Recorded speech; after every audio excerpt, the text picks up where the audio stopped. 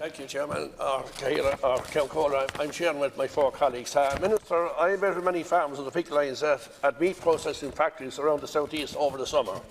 Farmers are fighting for their livelihoods as the beef industry has been brought to its knees. These farms are producing the best grass-fed product in the world, but the processors and supermarkets are being allowed to skim off the lion's share of the profits.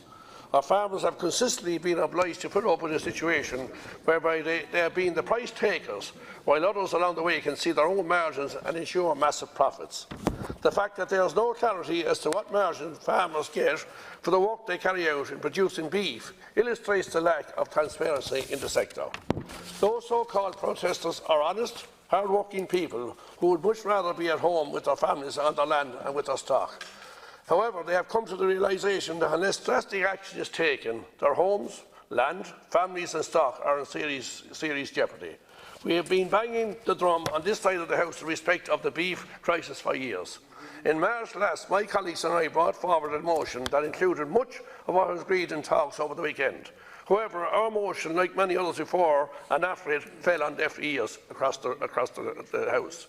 As a colleague of mine stated yesterday, this is a reactive government and not a proactive one.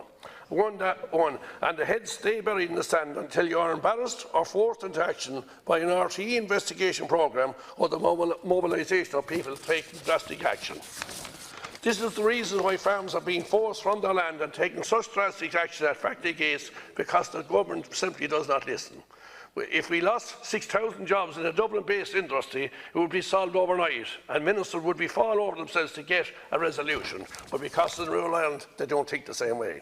I asked the Minister, in conjunction with all of us, to ensure that the task force that has been established will follow through and that the base price issue will be addressed, and there are other issues, including the 30-month rule, the 4-month movements and layerage, also will be addressed conclusively and proper, so the farming families in Kilkenny and beyond will have a future in this country. Thank you, Chairman. I could say a lot more, but I haven't time. Thank you.